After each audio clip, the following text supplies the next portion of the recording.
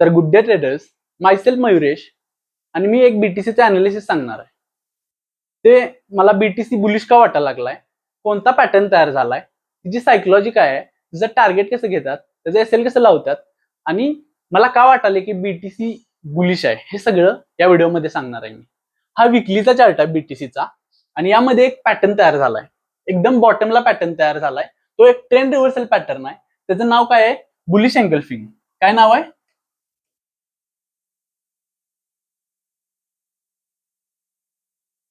Bullish engulfing. Bullish engulfing एक trend reversal pattern आहे.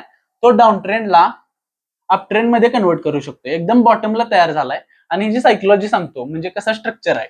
एक बिरिश कॅन्डल बनत्या म्हणजे बॉटमला, आणि बिरिश कॅन्डलला bullish candle body to body 100% occupy करत्या आणि ह्याचा जो बुलिश कॅन्डलचा लो असतोय तो अनब्रेकेबल असतोय आणि ह्याच्या नेक्स्ट कॅन्डल बुलिश कॅन्डल बनत्या, त्याची ओपनिंग क्लोजिंग आहे ती ओपनिंगच्या वरती असते आणि त्याचा जेव्हा हाय ब्रेक होईल, स्टील ह्याचा लो अनब्रेकेबल पाहिजे आणि जेव्हा हा ब्रेक होईल तेव्हा हा पॅटर्न ऍक्टिव्हेट होतोय. आणि ह्याचं टार्गेट कसं घेतात, समजा हा 100 आहे आणि हा 105 आहे, ह्याचा मधला डिफरन्स किती आहे? 5 पॉईंट. तर ह्याचं पहिलं टार्गेट असते ते 110 टार्गेट असते. ठीक आहे. ऍज सिमिलर एज दॅट इथं पॅटर्न बनलाय, हा एकदम बॉटमला बनलाय. हे दिसाले का? डाऊन ट्रेंड यायला लागलाय. डाऊन ट्रेंड मध्ये सेलर स्ट्रॉंग असतात बायरांपेक्षा आणि एके ठिकाणी डिमांड झोन असतोय, तिथं बायरांच्या ऑर्डर असतात जास्त, म्हणजेच बायर स्ट्रॉंग होतात सेलरांवरती. आता हा एरिया डिमांड एरिया असू शकतोय, कारण का इथं पॅटर्न तयार झालाय बुलिशचं, म्हणजे बुलिश एंगल्फिंग म्हणजे ट्रेंड रिव्हर्सल बनू शकतोय आणि इथं तयार झालाय. त्यामुळं इथनं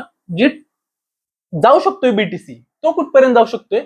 7000 पॉईंटचा हाय पासून लो पर्यंत डिफरन्स आहे, म्हणजेच 75 प्लस 7 म्हणजे 71,700 पर्यंत हा बीटीसी जाऊ शकतोय.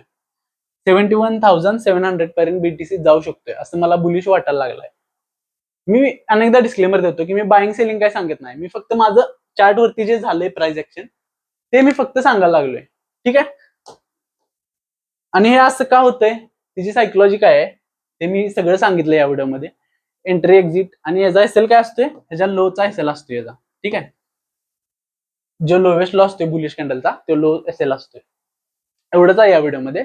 जर व्हिडिओ आवडला असला तर व्हिडिओला लाईक करा, कमेंट करा आणि शेअर करा. That's it.